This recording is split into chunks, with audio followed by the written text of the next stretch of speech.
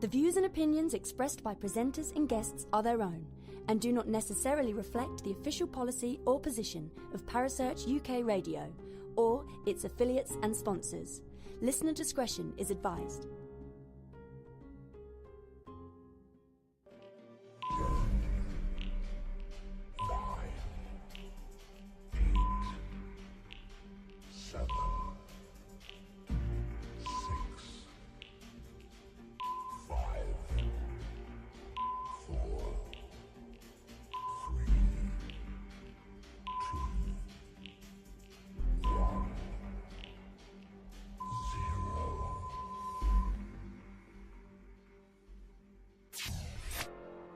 You're listening to Paranormal Concept right here on Parasearch UK Radio with your host, Paul Rook.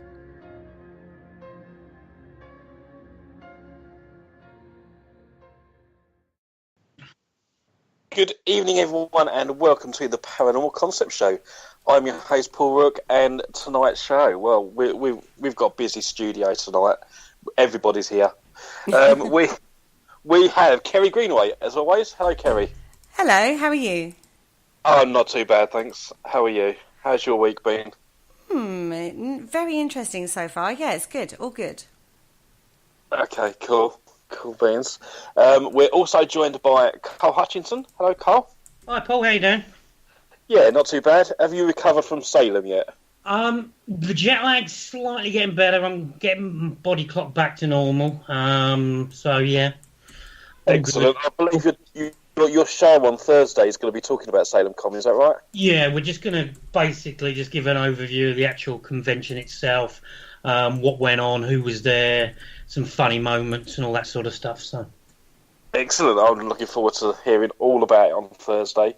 And our special guest tonight is Allison Jornlin. Is that how you That's correct. Excellent. Well done. I remembered. Good job. Yeah. Excellent. Tonight's subject, we are going to be talking about the Mothman Prophecies.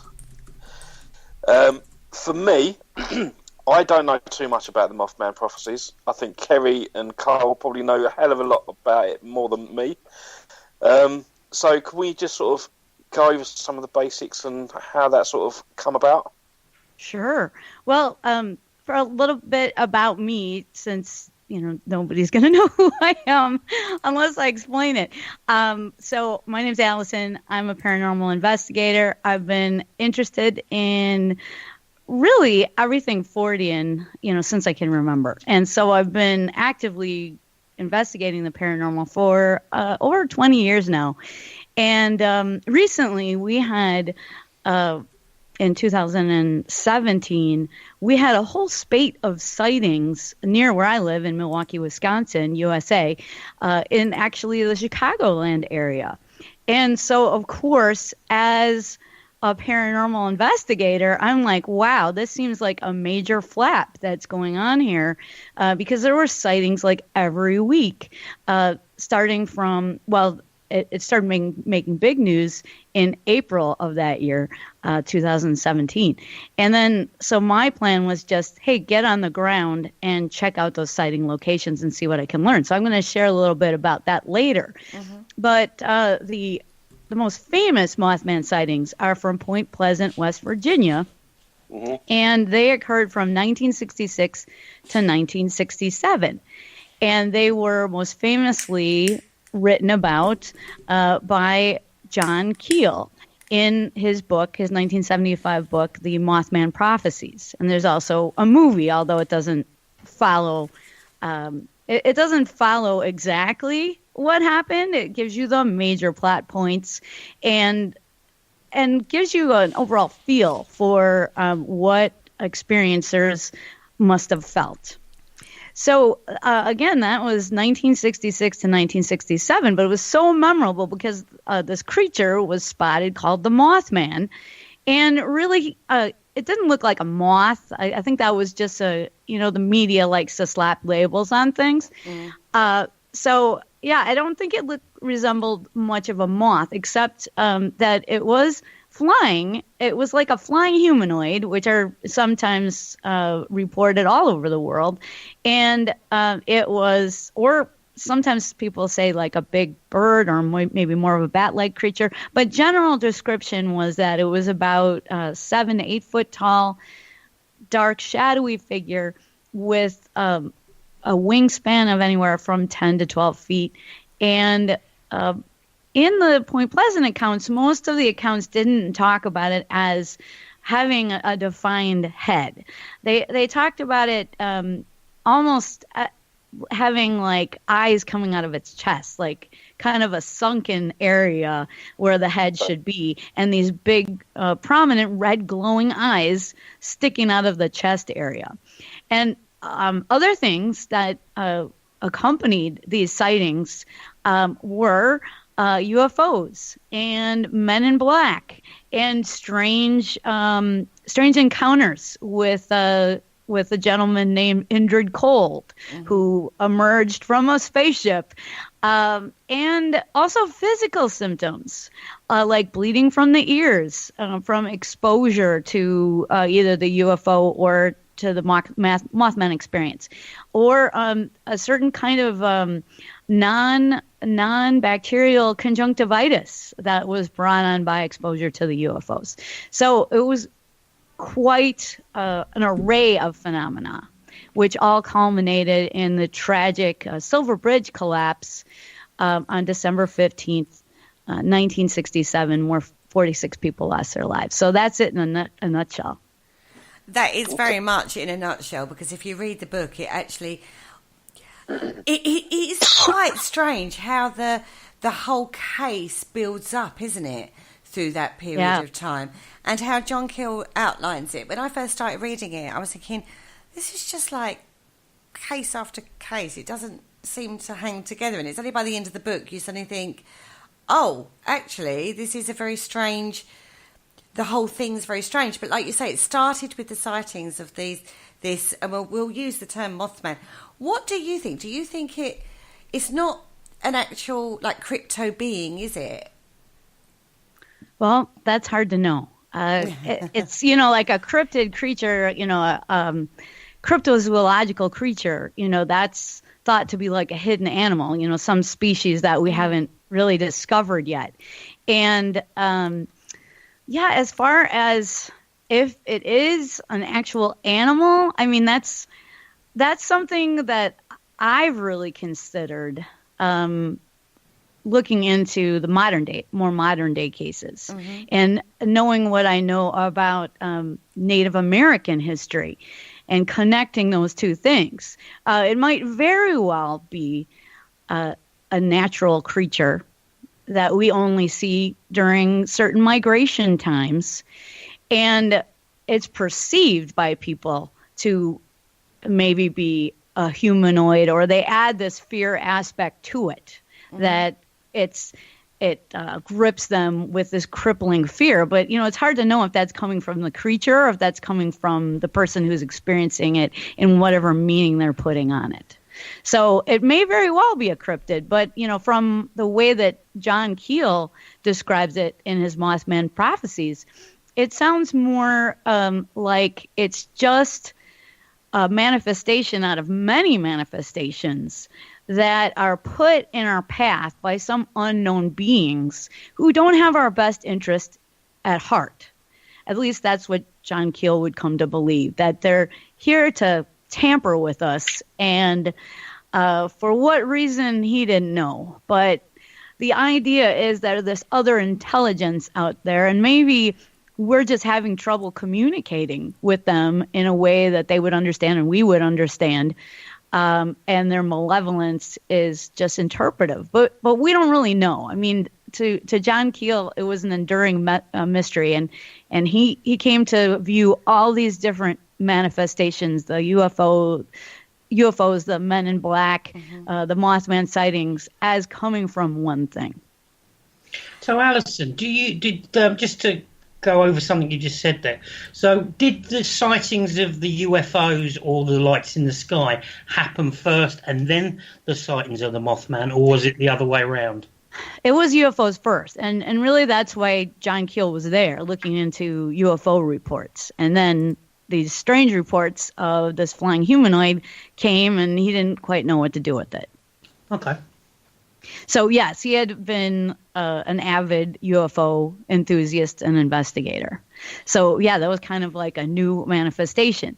And the thing for John Keel, too, is he had different people that he called his contactee network, people who had felt that they were somehow in communication with alien intelligences and that they were receiving premonitions either through dreams or through phone calls, strange phone calls, as John Keel himself records getting. And then from that, they seem to be prognosticating about a tragedy that was coming up. But when the real Silver Bridge collapse happened and 46 people lost their lives, he was really upset because he saw all these premonitions leading the contactees and himself astray. They thought it was going to be another type of disaster entirely. And so they weren't forewarned in the way that they would thought they would be. And it was kind of seemed to him to take on the flavor of a cruel joke. Okay.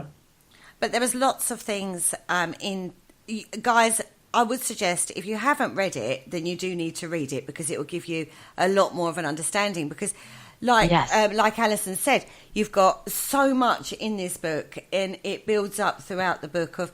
It starts with him being Stark. He's in a black suit and he goes and knocks on a door and it's almost like, well, there you go. There's a legend starting. A strange man knocks on the door and off you go. That's where the book starts. But it leads on and it leads through the Mothman sightings. It leads through ufology. It leads through premonitions, like Alison says, Men in Black, a lot of paranoia, a lot of things unexplained, technical things like wires being cut that he can't explain. And just so much is in this book that by the end of it, you're looking at it and you're going, that is incredible, an experience for somebody to have gone through. And it is so strange, so out of the ordinary, isn't it? It is so... Yeah, it's something that we can't understand. It's like incomprehensible. And how much is government and how much is really weird and everything. Right. It is absolutely weird. Yeah, and I just want to say, thank you, Carrie, for bringing up the beginning of the book, because that was really strange, too, about how John Keel is, I think his car broke down. He goes to this house, and the people, who own the house are really mad at him. They're like, get out of here. And then later he would find that someone, correct me if I'm wrong, Carrie, but I believe this is how it goes. They were so antagonistic towards him because someone had already been there harassing them, saying that they were either John Keel or they knew John Keel. And when he came, he got the brunt of it. And he was like, whoa, who are these other people impersonating me? Very much so. But that's just the start. And it gets weirder all the way through. Now, when did you hit the Mothman? You said that you live in the Chicago area, right? Well, I live in Milwaukee, Wisconsin, but it is 2 hours away. But... if I'm really interested, it's not that far away.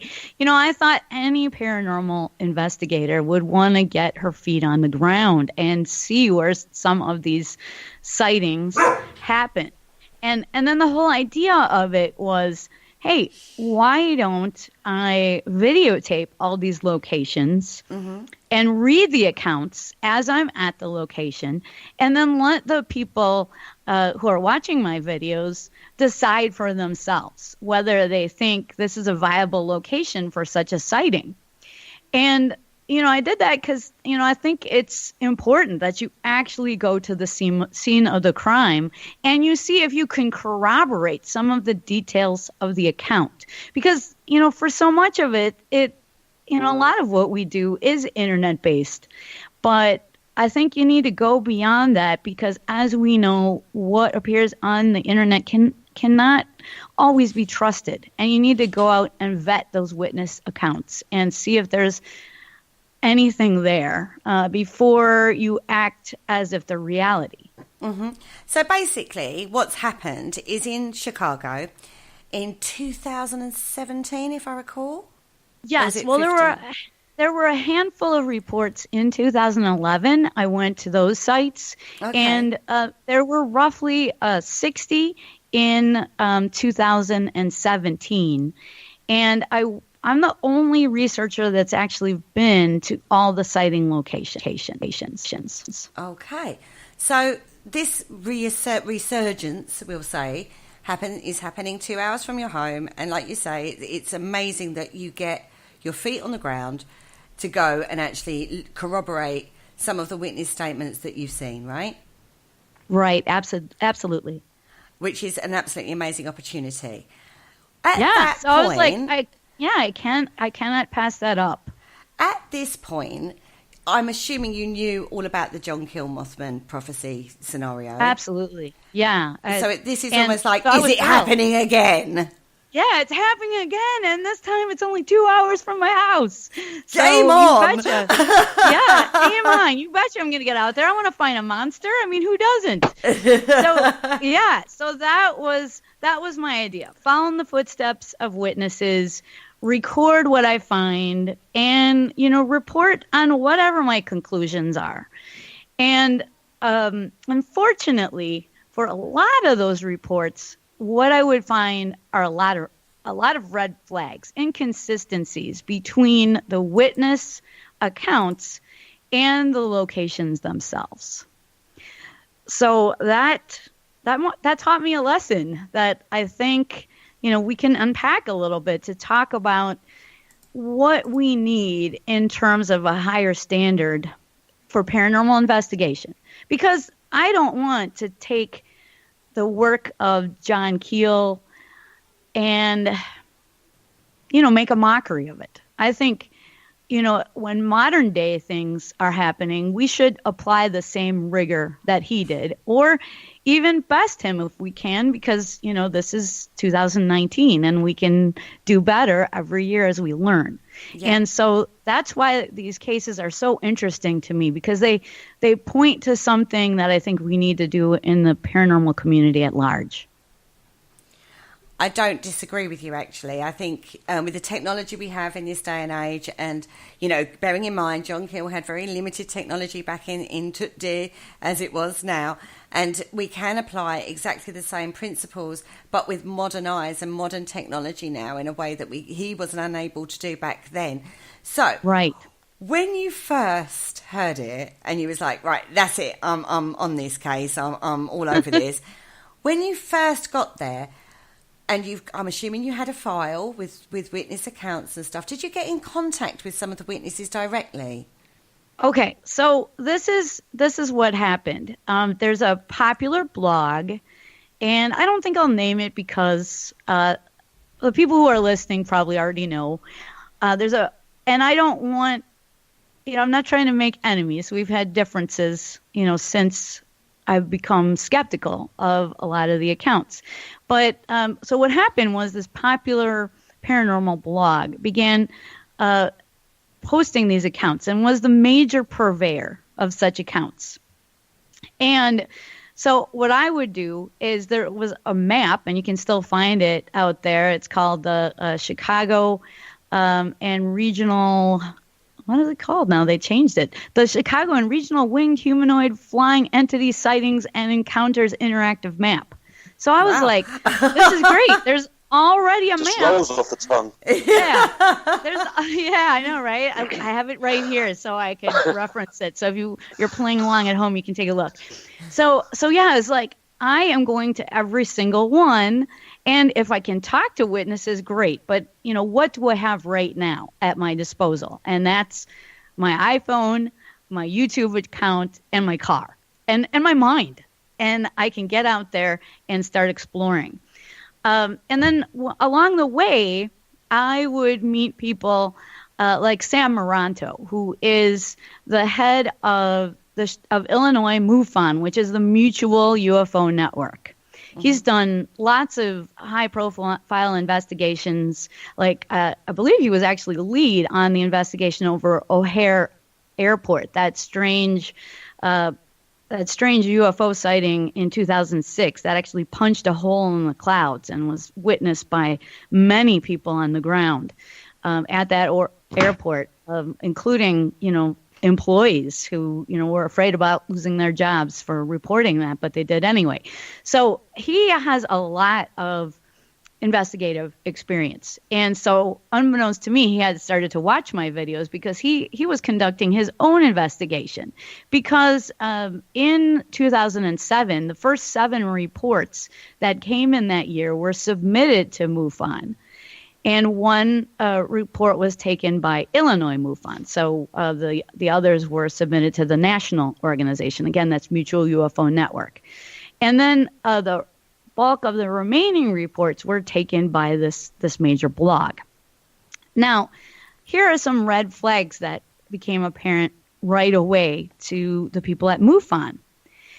And, here's one, for instance. Of the first 3 reports that came, 2 came from the same IP address, which means even though the witness was purporting to be a different person, it was coming from the same computer. Those 2 reports, vastly different in nature and claiming to be different people. And then out of the next 3 came from the same IP address.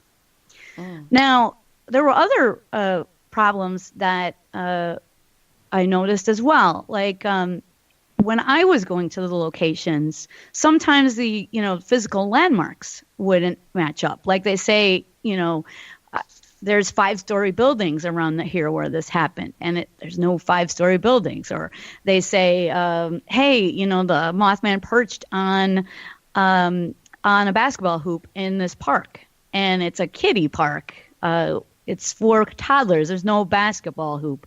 And, just stuff like that, where it's just like basic things weren't adding up. The I's weren't dotting, the T's weren't crossing. And then Sam Moranto, he really looked into the nitty-gritty of a lot of these cases and found inconsistencies between, what was reported for moon phases and weather data and other details. And in places where I went where they were places of business.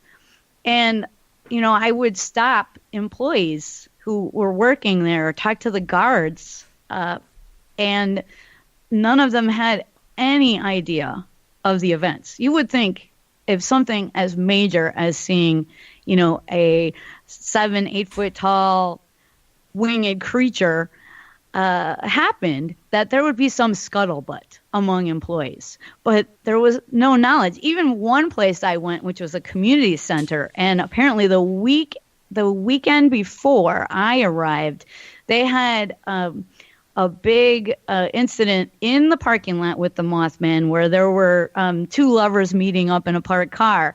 And then all of a sudden, Mothman jumped out of nowhere on their hood of their car and started scraping across it.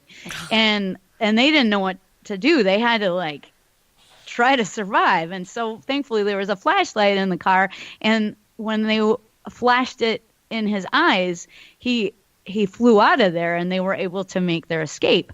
But this apparently happened in the community center parking lot. And I come the next weekend, and I talked to the staff there, and I'm like, hey, I'm investigating the Mothman stuff. And they knew about that. They knew that Mothman had been talked about in the area. But they had no idea that one of the reports came from their, and a very dramatic one at that, came from their very own parking lot. So things just didn't add up. And then the phrasing of reports was suspect as well, because if you've ever looked at the Mutual UFO Network database or the National UFO Reporting Center, another website database in the States, and maybe you have some equivalents in the UK, I just don't know. But if you've ever looked at those databases of reports, you can tell it's coming from all walks of life because, there's variations in spelling and punctuation and just, you can tell the different types of people that are submitting. And in the case of these reports that I was taking from this blog, which was the major purveyor of such tales, the stories sounded very much like fiction, like creative fiction, though. Like it was a dark and stormy night. Not exactly that, but that's the kind of way the story started. And I was able to find out from another podcaster that I know that she had the owner of that website on the show, and he admitted that he rewrites all the reports. Now, I guess if the site is just for entertainment purposes, that's not a problem. But I think when people actually go look for modern-day reports, they're looking for facts. They're not looking for fiction. And so I think that can be a real issue. And I did find a few witnesses that, because there aren't a lot of witnesses out there who are coming forward publicly. Okay. Apparently, they only come to this person who runs this blog and tell him. And they're not making their information public. Now, that's a problem because if an independent investigators cannot verify it, then how do we know someone isn't just making it up? True. And when you look back at the 1966 and 1967 flap in Point Pleasant, there's another stark difference there. Now, in Point Pleasant, there's, still today a very small population. So we're looking at about, just about 6,000 people during the time. Yet about 100, actually more than 100 witnesses came forward publicly and gave their names and were willing to talk to all kinds of investigators. And when you look at the Chicago metropolitan area, we're talking about 9 million people. And I only know like a handful of people that went public to all types of investigators. Mm-hmm. And so that to me is something very concerning. So we're basically saying it's a manufactured scenario. Well, I don't know if I want to say that. Something very real must or could be going on. And, I'll tell you why I think that in a minute. Okay. Sam Moranto, his theory on this is that perhaps what's happening is something real did happen, but then maybe some government agency even didn't want the information to get out. So what you do instead of denying is you flood the channels with fake reports. Yeah, bogus stuff. Carl's talked about this before now as well. Yeah. Yeah, you muddy the waters. So now we can't tell what's real and what is completely made up. And, Sam Moranto thinks that, that has happened, that something real happened here. And in order to cover it up, well, since these investigators are not going to vet us anyway, they're going to make it easy. We're just going to put, as many bogus reports out there, and everybody's just going to blow this off as this didn't happen. So it's finding that diamond in the rough, as it were, amongst all that crap. It's finding... Carl? That happened on several other cases, particularly when it comes to UFOs. The reports get bombarded with so many accounts, and people say that exactly what Alison's just said. There's loads of false ones to muddy the water. Yeah. So, that's very real, and that could be going on here. And, another thing we always have to watch out for is so-called skeptics, which are really, they're dogmatic. They're cynics. They have, in the past, hoaxed phenomenon just to make paranormal investigators look stupid. So we always have to vet our cases because of that, too, because we know that has happened with James Randi and others, that they have perpetrated hoaxes just to see if they can ensnare a gullible investigator. Very true. Do you think that could stem from maybe like another government conspiracy to cover up the real truth sort of thing? They're flooding it with false reports. Yeah, absolutely. I mean, that is a proven technique, disinformation.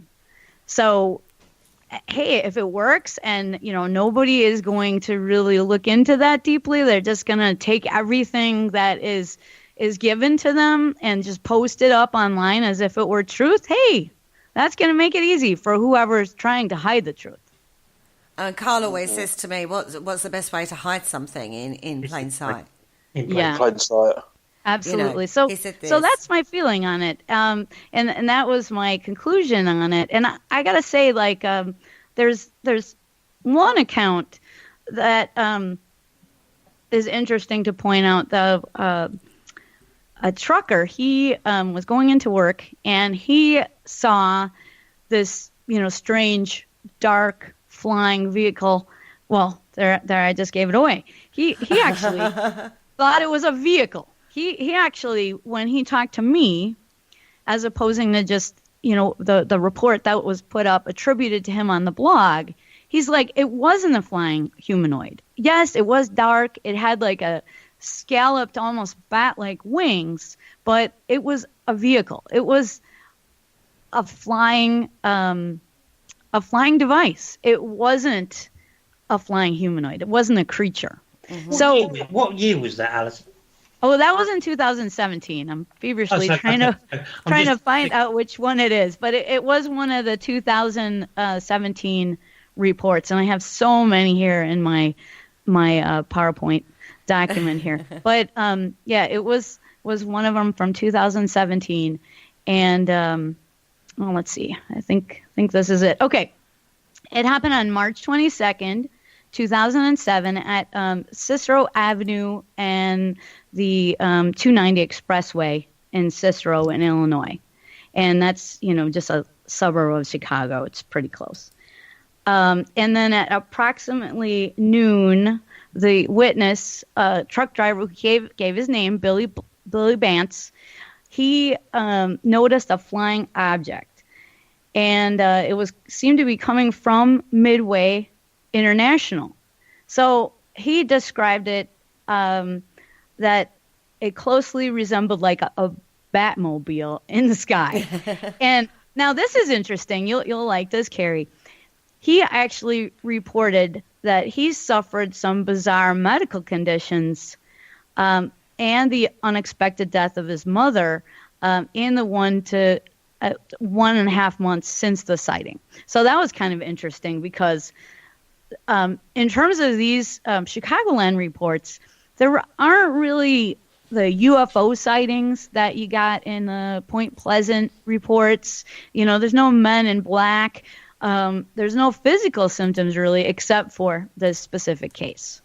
So where you can verify a witness, and there's a couple of other ones where the witness has been verified, then I think, hey, maybe there's something to it. But if it's just an account that is submitted to you via email, which a lot of these accounts were, and you cannot follow up on it, then you have to at least red flag it. You have to, if you're going to post it, that's great. But underneath in your notes, talk about the fact that, you have concerns about this one because maybe, as MUFON found with a lot of these reports, the contact data was fictitious or no return contact data was provided. So, if you see that falsification is happening, that should mean as an investigator, you have to do something different. You just don't take all the accounts and treat them the same. Now, one other one that I want to bring up happened on June 29th, 2017. And this really illustrates what I'm talking about as well, very, very clearly. And it happened on West 81st Street and Throop in Chicago, Illinois. This is the inner city of Chicago. A dangerous area, but I went there twice. You're a brave girl. You're a brave girl. By myself. The truth. The truth has to be told. So I went there. And I went there twice because I didn't realize at first that there were actually two accounts from that same night. One from some witnesses who reported that in this, residential area made up of mostly apartment buildings, there was this strange shadowy creature crawling all over the roofs of these apartment buildings. Kind of really reminds me of like a Spring Hill Jack kind of moment, if you know who Spring Hill Jack is, and you should, because you're in the UK. But anyway, right? But anyway, kind of reminds me of that kind of feel. This strange creature on the roof, terrorizing people. And so these witnesses pull this cop car over. They're like, "Hey, check this out!" And then, excitingly, there's another report that was on this blog, supposedly given by the police officer. And in that report, the police officer says, "Ooh, ding, ding, ding, we got something now. I submitted a police report on the incident." So I got really excited about this because police reports here are public record. Now, I, at that time, was involved in the investigative group that is behind this blog, but essentially nobody actually did anything. I found out later, because I was like, hey, it was like a Facebook messenger group, and I was like, oh, hey, I read that about that new report with the police report. Hey, has anybody tried to retrieve that? That's valuable information, and who's submitted and what did they submit? Just because sometimes you have to know the right way to submit things, the right way to ask for things, or you might be denied. Mm-hmm. And then nobody got back to me. And one of my friends, who's actually still in the group, but still talks to me even though I'm espousing these very controversial views, he said, well, it was widely known that there was no police report. Okay, well, then why is the account still on the website without any annotation to that? Right? Why isn't that a red flag? And why aren't you annotating those red flags or taking these off the site altogether? I mean, so what I did even before I heard that was, well, nobody's getting back to me. So I have a friend who is a private investigator. Of course I do, right? And he's friends with somebody on the Chicago Police Department. And so I'm like, hey, could you just have him look at reports for that night in this area? And he did it for me. And he's like, Allison, there are no reports anywhere or anything like that. There's no strange animal or suspicious person or anything that matches up.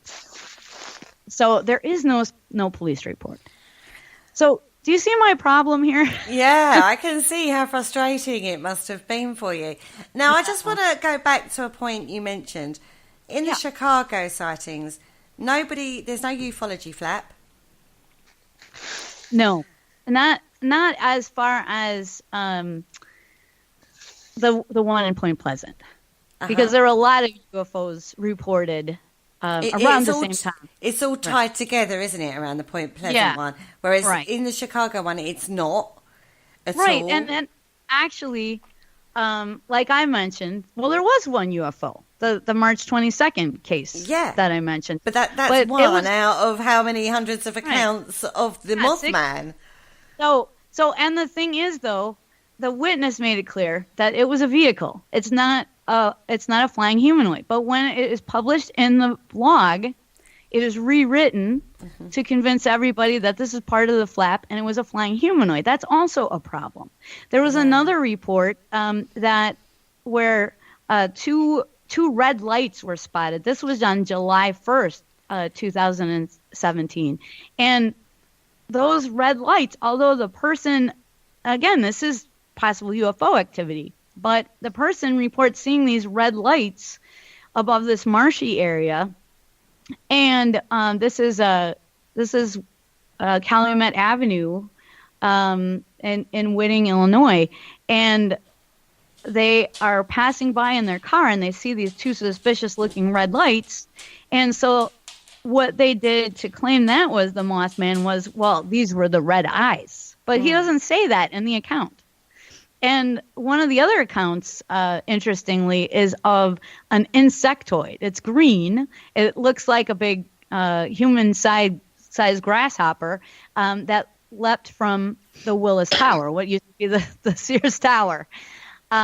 So again, it's like kind of wanting to get on the bandwagon with all these Mothman reports. And I wondered, like, well, why would that be? And then I looked at the date and I realized, hey, we're going to have the 50th anniversary of the Silver Bridge collapse on December 15th, 2017. And what happened that day? The purveyor of these accounts released a book on it. So I didn't want to connect the dots, but I did, and that's what I found. Now, as far as what really may have happened, I have some controversial ideas about that. Would you like to hear them? Hell yeah. Definitely. So, we were talking about the possibility that this is some kind of disinformation campaign. Yeah. Well, what could they be trying to cover up? Maybe they're trying to cover up not a Mothman, but some kind of huge bird.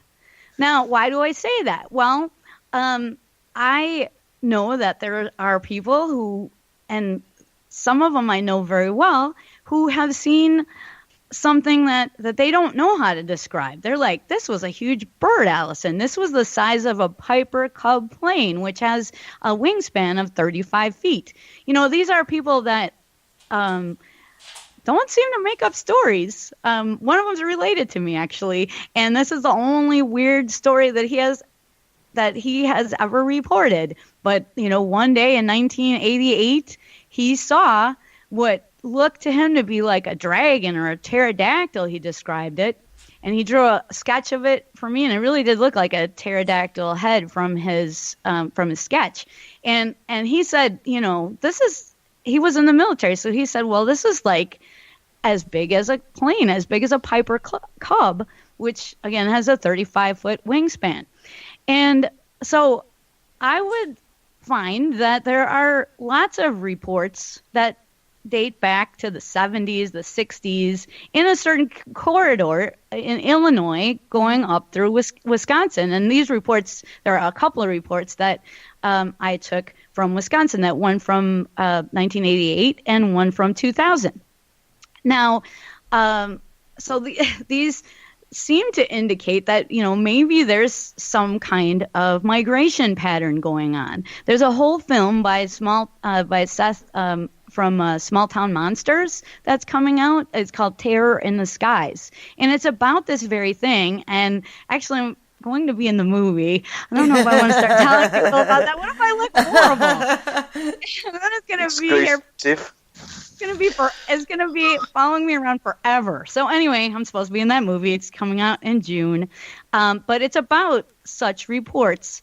And I, interestingly, just this week, found reports that actually come from Illinois from 1948, and also some on the border of Illinois and Wisconsin. So there's a bunch through Illinois, and there's a bunch in Wisconsin during that year.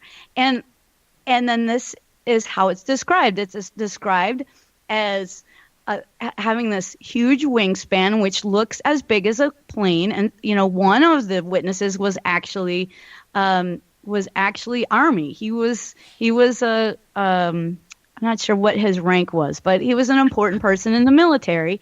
And he described, with his knowledge, that this actually looked as big as a plane, and it had a long neck, and the feet were coming out from behind it, and it looked like a bird to him.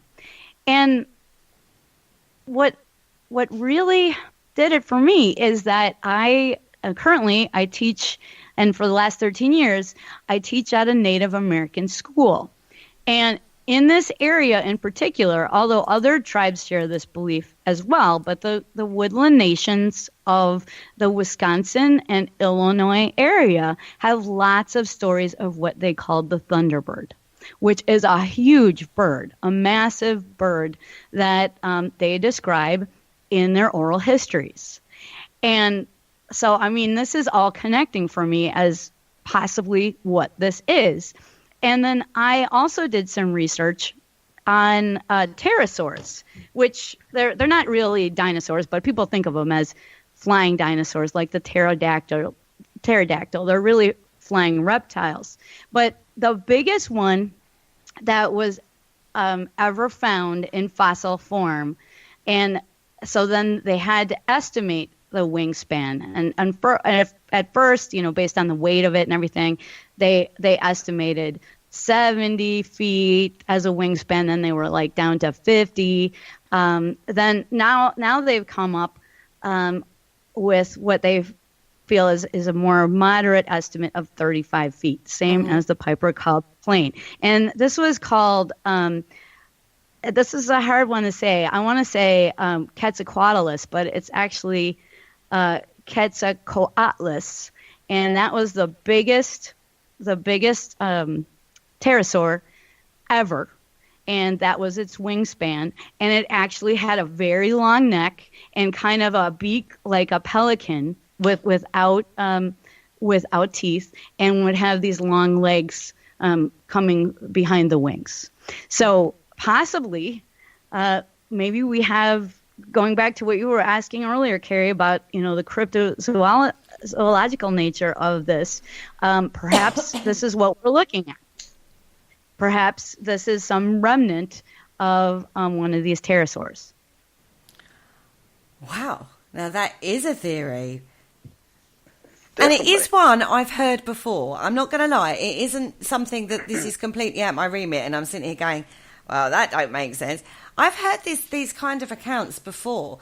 It is a thing. I can't, I remember reading an article quite a few years ago now about various sightings of these kind of creatures, as it were. And I didn't know anything about the Mothman back then. It was classed as pterodactyl type creatures. So who knows, right? Now that we have a question in the chat room I want to refer you to, and I'll read it as read. Has Alison ever considered the link between the Mothman sightings in the US, particularly the early Point Pleasant incident in the 60s, to winged humanoid sightings in Southeast Asia, which are very common in folklore across the region, which is actually considered a bad omen if sighted? Particularly the time frame as the United States was involved in Vietnam, and could it be considered that this phenomena, in some way, shape or form, was brought back to the United States from that time? Although, but you stated that you've got witness accounts from pre that time, haven't you? Yes, and actually, this pterosaur that I'm mentioning, so hard to say the name for me. I'm not a good one with pronunciation, but Quetzalcoatlus supposedly was from North America. So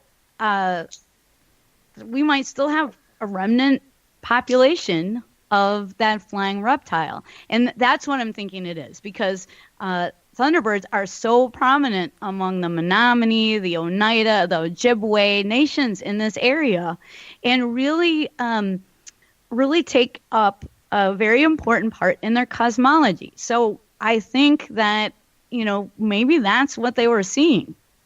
And as far as the winged humanoid sightings in Southeast Asia, that is fascinating. I know there are other winged creatures, more like pterodactyls again, called the ropen, seen in Papua New Guinea, I believe, and thought to actually dig up the dead and be ghouls around grave sites. And there are other dark winged creatures in Latin American folklore as well, that seem to convey that same evil omen or that bad omen belief. But I'd like to thank Richard for that interesting question, and I really want to hear more if he wants to contact me. I love it, about the sightings in Vietnam. That's great. Yeah, cool. Now I know you visited the UK recently. Yes, I did last year. You came and you stayed with our very own Carl Hutchinson. That's right. And he was a lovely host. He is an amazing person. I will say that. I've got to say that he's in the room with us.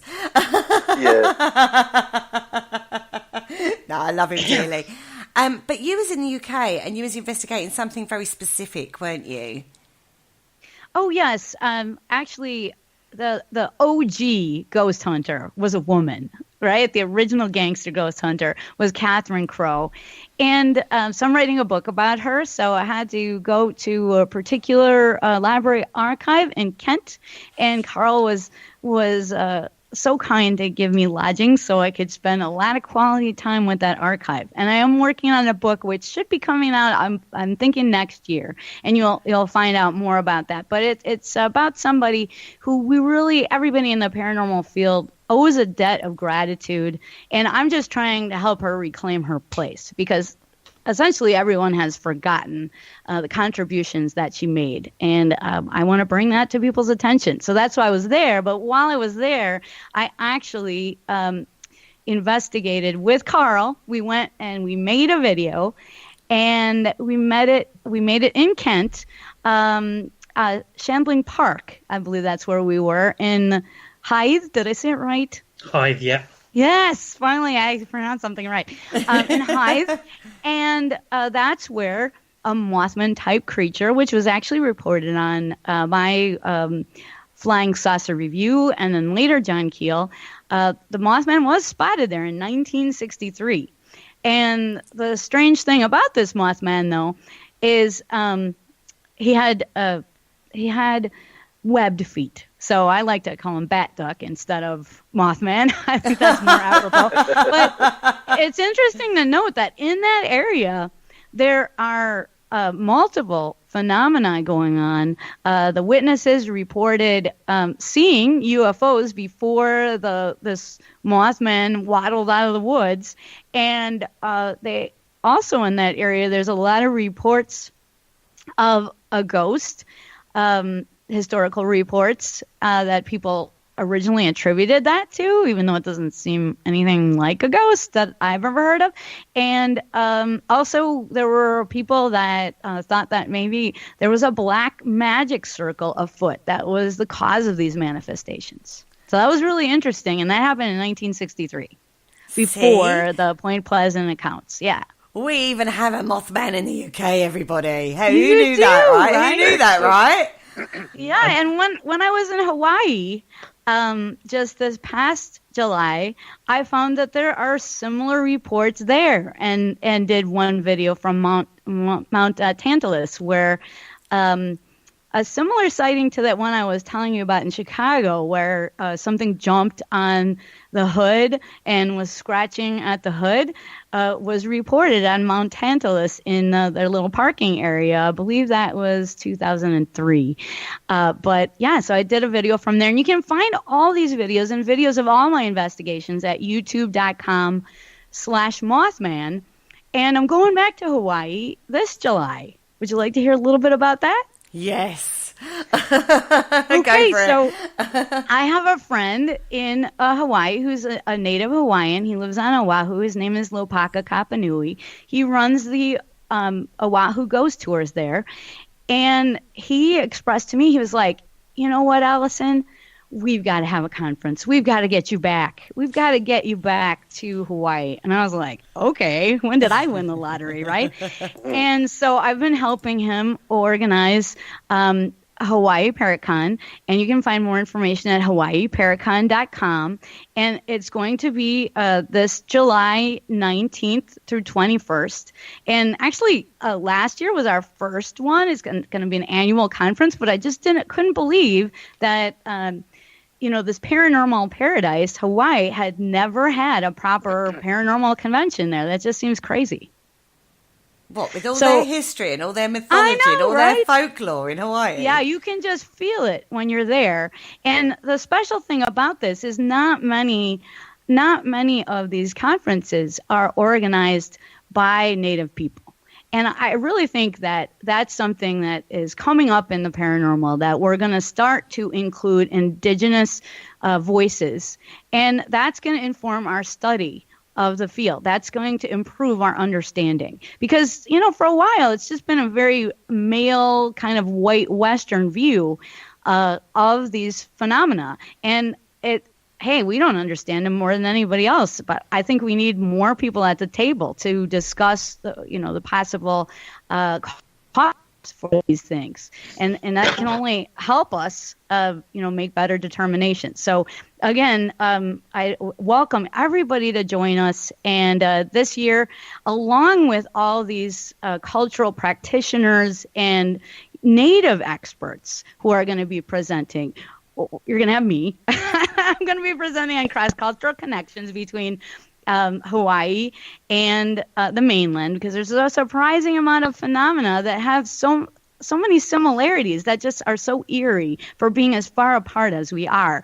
Seems to point to the reality of those phenomena. So we'll talk about that. But I'm so excited that I'll be presenting on the same stage as Lloyd Auerbach, Professor Paranormal himself, university-trained parapsychologist. So he's going to be joining us there this year, along with a complement of other guests. So I'm really, really excited about it. It sounds absolutely fantastic. Now, before we end the show, there is an incident I would like to talk to you about. An incident. I know, right? Now, this happened on... I want you to put me right if I get the details wrong. Something happened on one night. There was lots of electrical problems one night. And quite a few of your friends went missing, I read. Do you remember this? Well, this is what I found on a search of your name. And allegedly, I think formed the police and got them to check. And some of them went missing, like completely missing. Is this true? No, it's not true at all. I would love for it to be true. I mean, it sounds fascinating. I know, right? This is your life. This is things I find out about you, Alison. Yeah, but actually what it is there's a prank site where you can put in people's names and generate articles about them. And I don't know who did that one. But yeah, there was somebody that did an article on me, and it was something about UFOs and being missing or something like that. But no, everybody is still terrestrial and all safe. I was going to say, is it worrying being a friend of yours? I mean, are we going to go missing? Yeah, I'm perfectly safe, I assure you. And this shows you, everybody, that not to believe everything you read on the internet, right? Absolutely. We need a higher standard. And yeah, I think everybody can agree that we want the real deal. And we're only going to do that through the use of critical thinking. I totally agree with you. Thank you so much for joining us tonight. It's been an absolute pleasure. I'm sure Paul and Carl would agree with me. You're going to have to come back sometime and talk to us on a different subject, something maybe that you're talking about at the Hawaiian convention that you're doing.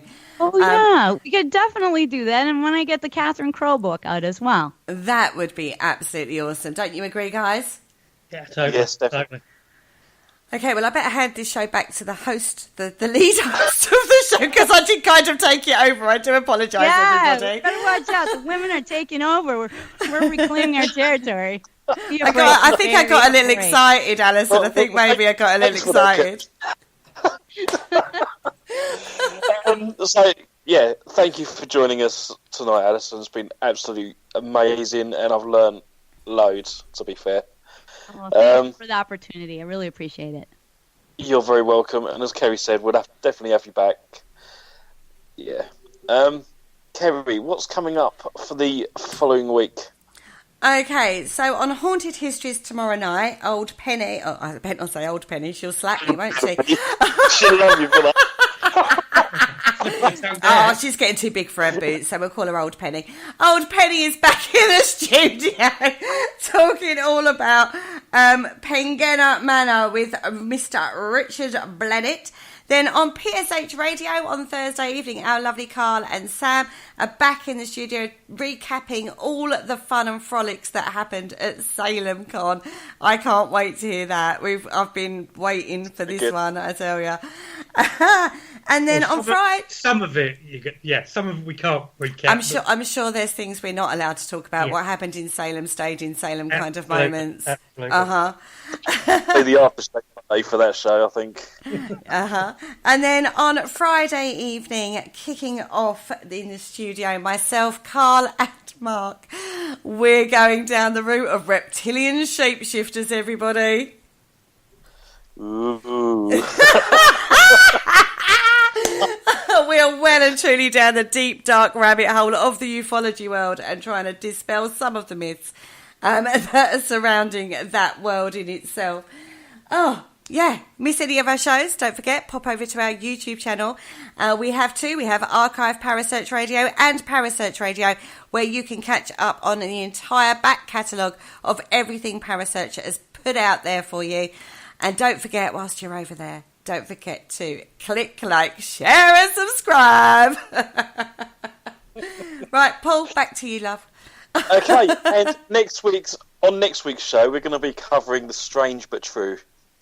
I know Kerry was dying to do this subject, all about lightning turning milk sour, and can you time travel with whisks and a can of beans. We shall explain it all next week. Oh, yes, we shall. Yes, absolutely. So thank you, everybody, for joining us in the chat room. Thank you, Carl, and thank you, Alison, for joining us. Not a problem. Thank you. No problem. And thank you, Kerry. So nothing more for me to say other than it's good night from me. And it's good night from me. Thank you for listening. Don't forget to join us for more shows throughout the week. Find us on Facebook, Twitter, and the World Wide Web to keep up to date with all the shows right here on Parasearch Radio.